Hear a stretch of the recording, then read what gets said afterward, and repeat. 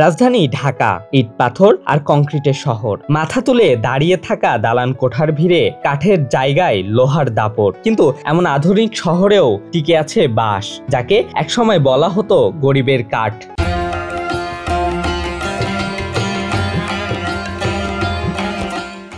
সেই বাঁশই আজ নানা রূপে নানান কাজে ঢুকে পড়েছে ঢাকার হৃৎপিণ্ডে। ঘর বানানো থেকে শুরু করে হস্তশিল্প, মঞ্চ নির্মাণ থেকে কৃষিকাজে বাঁশের উপস্থিতি যেন অপরিহার্য। কিন্তু প্রশ্ন থাকে, এই শহরে কোথা থেকে এত বাঁশ আসে আর কোথায় গড়ে উঠেছে এর নিজস্ব বাজার? জানলে অবাক হবেন, রাজধানীর কয়েকটি মাত্র এলাকায় বাঁশ পাওয়া যায়। তার মধ্যে উল্লেখযোগ্য রামপুরার আফতাবনগরের বাঁশের বাজার। এখানে দেশের বিভিন্ন প্রান্ত থেকে আনা হয় নানা প্রজাতির বাঁশ, আর তা দিয়েই করা হয় নানান কাজ।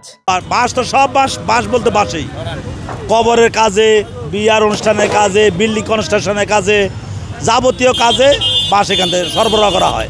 এখানে যে সমস্ত বাঁশগুলো আছে, যে বাঁশগুলো বিক্রি করা হয়, এগুলো সাধারণত কনস্ট্রাকশনের কাজে বা মাটি বেড়া দেওয়ার কাজে বা বাহির সাইডে প্লাস্টারের কাজে, এইসব কাজের জন্য এই বাঁশগুলো ব্যবহার করা হয়। বিশ্বজুড়ে আছে প্রায় 1400 প্রজাতির বাঁশ, যার মধ্যে বাংলাদেশে রয়েছে 33টি। প্রতিটি প্রজাতির বাঁশে রয়েছে আলাদা আলাদা ব্যবহার। বাঁশের তো বিভিন্ন প্রজাতির আছে, কিন্তু আমাদের এখানে আসে বরাক বাঁশ, জাই বাঁশ, উরাক বাঁশ। বিশেষ করে যেটা মজবুত কাজ, কনস্ট্রাকশনের কাজ, ওগুলোর জন্য বরাক বাঁশ। এক এক জেলার বাঁশের বৈশিষ্ট্য কিন্তু এক এক রকম। কোনোটা বেশি পুরু, কোনোটা মোটা, কোনোটা আবার সোজা। বাঁশের মাপ অনুযায়ী দামেও রয়েছে ভিন্নতা।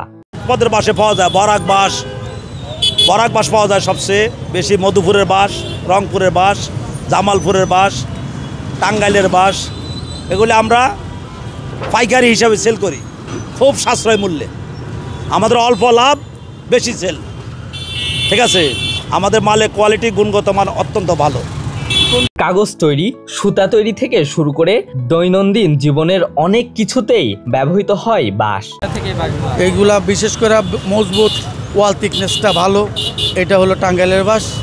আর রংপুরের বাঁশটা একটু সোজা হয় বেশি, দামও একটু কম পাওয়া যায়, এটা হলো রংপুরের বাঁশ।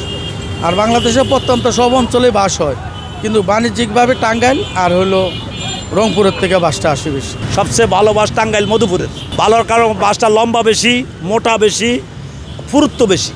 বাঁশ খুব দ্রুত বৃদ্ধি পায় এবং প্রচুর পরিমাণে অক্সিজেন তৈরি করে, আবার অর্থনীতিতেও অবদান লক্ষ্য করার মতো। বাঁশ আসার পর তো আমরা পুরা ট্রাক বাঁশ আসে, রাত্রে লেবাররা 1 নাম্বার 2 নাম্বার 3 নাম্বার এটাকে সাজিয়ে রাখে, বাঁকা বাঁশ আলাদা করে এটাকে টুকরা করে রাখি, বিভিন্নভাবে করে। লেবাররা যেভাবে বলে দেয় আমরা, তারা ওইভাবে সাজিয়ে রাখি।